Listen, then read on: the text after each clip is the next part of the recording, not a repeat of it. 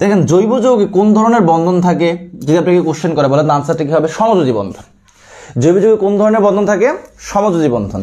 এখন এই সমযোজী বন্ধনের বিভাজন বা ভাঙন আপনার দুই ভাবে হতে পারে।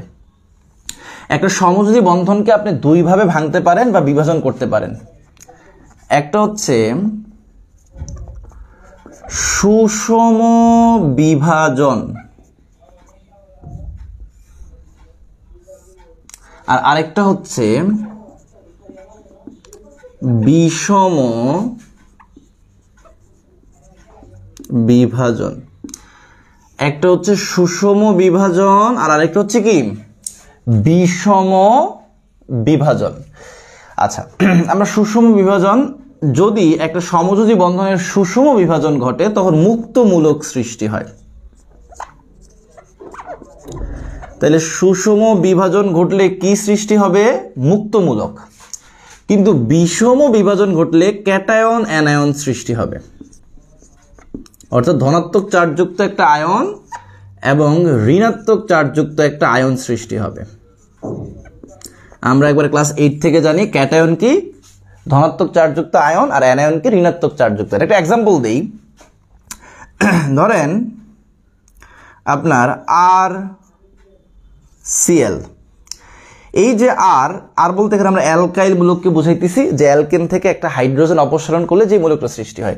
এই যে অ্যালকাইল মূলক এবং ক্লোরিনের মধ্যে যে বন্ধনটা আছে, এই বন্ধনটার যদি সুষম বিভাজন ঘটে। আচ্ছা, সুষম বিভাজনটা মানে কি এটা বুঝাই। দেখেন এখানে এই সমযোজী বন্ধন মানে দুইটা ইলেকট্রন, একটা ইলেকট্রন এই অ্যালকাইল মূলকের যে কার্বন আছে তার, আর একটা ইলেকট্রন হচ্ছে ক্লোরিনের। তাহলে একটা ইলেকট্রন এই পক্ষের, একটা ইলেকট্রন এই পক্ষের, দুইজনে একটা একটা করে ইলেকট্রন দিছে, এক জোড়া ইলেকট্রন হয়েছে, একটা সমযোজী বন্ধন তৈরি হয়েছে, তাই তো?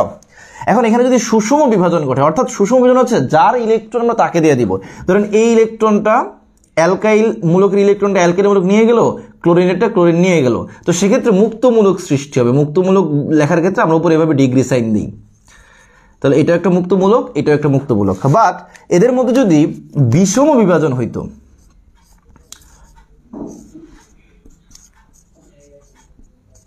দেখেন বিষম বিভাজন কি? বিষম বিভাজন হয়টা কি, যে কোনো এক পক্ষ একাই কি করে দুইটা ইলেকট্রন নিয়ে যায়। দেখা গেল এই দুইটা ইলেকট্রন ক্লোরিন নিয়ে গেল, এখন দুইটা ইলেকট্রন যে ক্লোরিন নিছে, একটা ইলেকট্রন ক্লোরিনের নিজের ছিল আর আরেকটা ইলেকট্রন কি ছিল? এই পক্ষের ছিল।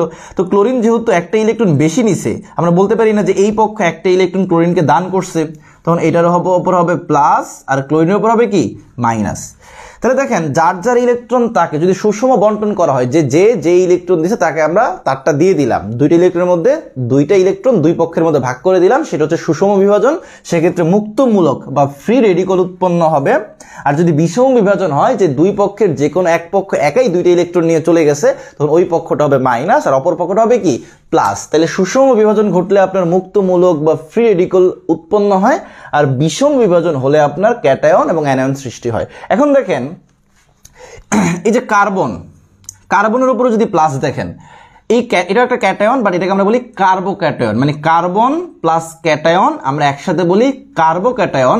আর কার্বনের উপরে যদি আপনি কখনো মাইনাস দেখেন, সেটাকে আমরা বলবো কার্বানায়ন, মানে কার্বন যোগ অ্যানায়ন আমরা বলি কি কার্বানায়ন। তাহলে কার্বোক্যাটায়ন এবং কার্বানায়ন কিছুই না, ওই ক্যাটায়ন অ্যানায়ন বলা যেই কথা, কার্বোক্যাটায়ন কার্বানায়ন বলা একই কথা। এক্ষেত্রে প্লাসটা কার্বনের উপরে থাকবে এবং মাইনাসটা কি থাকবে? কার্বনের উপরে থাকবে। ওকে, তাহলে দেখেন এখানে কিন্তু বিষম বিভাজনের কারণে আমাদের একটা কি উৎপন্ন হয়েছে? ক্যাটায়ন বা কার্বোক্যাটায়ন উৎপন্ন হয়েছে। ওকে।